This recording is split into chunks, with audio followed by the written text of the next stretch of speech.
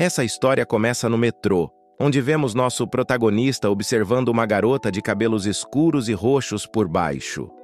Ele não consegue evitar de pensar que lá estava ela, como se esse encontro ocorresse com bastante frequência. Ele menciona que a vê ali quase sempre. Ele pensa consigo mesmo se ela não seria uma estudante de música ou se ela tocaria em uma banda pelo instrumento que está carregando em suas costas. Ela percebe que está sendo observada e logo lança um olhar inesperado para o prota. Ele se vira e começa a pensar no quão esquisito ela deve estar achando ele por ter a encarado. Mesmo se vendo tantas vezes, ele acha que ela nunca reparou a sua presença. Apenas coincidências, não destino. É como ele tenta encarar essa situação. Para se concentrar na sua leitura, ele tem a ideia de ouvir música com seus novos fones. Ele escolhe a sua favorita, Dark Planet, Long Afternoon, e dá play. Ele logo entra na vibe da música e acaba elogiando novamente cada parte da música, mesmo já tendo-a escutado diversas vezes. Ele acha uma pena que quase ninguém a conheça e expressa seu desejo de querer ter alguém para conversar não só sobre essa música, mas sobre o artista dela também. O prota percebe que hoje o som está saindo abafado de seus fones e logo pensa que talvez já estivessem com defeito. Ele aumenta o volume achando que resolveria o problema por hora e acaba ultrapassando o volume recomendado de seu celular. "Com licença!" grita a garota no ouvido do prota. Ele se assusta e se afasta de perto e pergunta o que teria acontecido. Ela responde pedindo para que ele diminuísse o volume do celular, pois estava conseguindo ouvir do outro lado. Nosso prota se assusta novamente, pois achava que o volume do celular estava conectado ao fone. A garota pensa um pouco sobre o que acabou de acontecer e pergunta ao prota se ele gosta dessa música. Ele não entende muito bem. Então ela diz que também gosta do artista Long Afternoon. Ele fica surpreso, mas também super empolgado, e começa a perguntar se ela estava falando sério, antes de dizer que era um grande fã. Também pergunta se ela gosta de Dark Planet, e ela responde com um sim.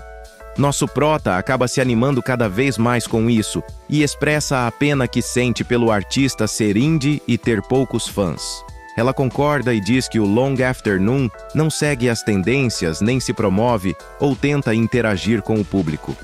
O prota diz que se o artista fizesse um show, os vídeos iriam se espalhar e ele iria ganhar mais visibilidade por isso, e diz que o artista só posta desenhos do Kim no Instagram e dá a ideia do artista postar umas fotos de si mesmo às vezes, achando que teria mais fãs se fizesse isso.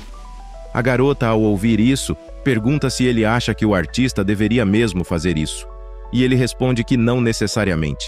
Como fã, nosso prota tem curiosidade em conhecer o artista e ver a sua aparência, mas também acha legal todo esse mistério e que é bom ele focar só na criação de suas músicas sem se preocupar com mais nada. A garota ri e pergunta se eles já se encontraram por ali outras vezes. Foi uma pergunta repentina, e o prota acaba tentando fingir que nunca reparou nisso. E ela pergunta se ele está falando a verdade.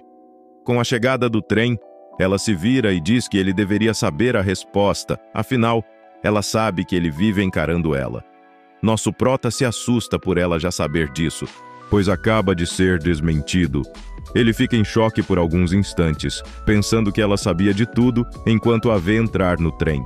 No trabalho, ele acaba soltando um grito de frustração. Sua chefe vai até ele preocupada com o que poderia ter acontecido.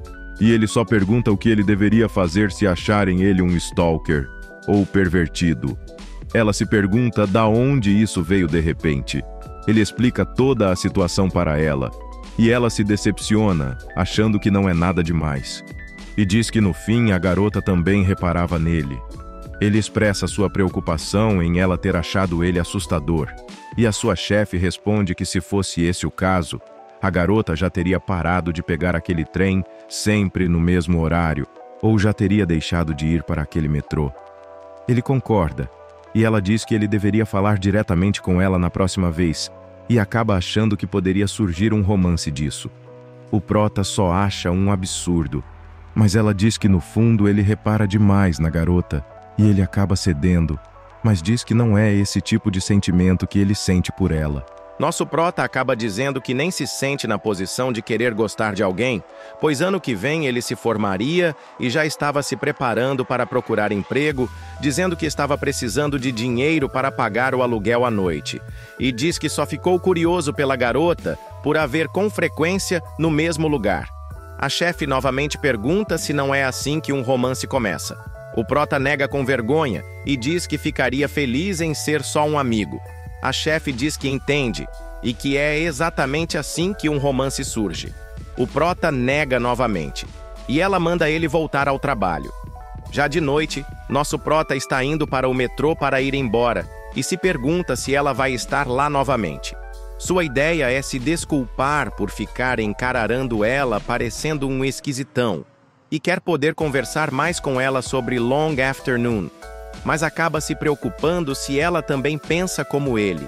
Ao chegar no metrô, ele percebe que seu lugar está ocupado por um adulto bêbado e dorminhoco. Ele se pergunta o porquê dele estar dormindo em seu lugar e pensa que agora não terá a oportunidade de falar com a garota. Dessa vez, é ela quem está observando ele. Nosso prota só desiste da ideia por hoje e pega um caderno para estudar enquanto espera pelo trem em pé. Ele pensa que não quer tentar forçar uma conversa com ela e gerar um mal-entendido. Mas a garota logo pergunta para ele se iria mesmo esperar o trem em pé. Ele se vira para ela, surpreendido. Ela diz que o trem ainda iria demorar para chegar, e ele diz que não resta mais nenhum lugar para se sentar. A garota logo pergunta o que ele estava dizendo, e fala que tem um lugar vago ao lado dela. Ela diz que ele pode se sentar e esperar pelo último trem com ela.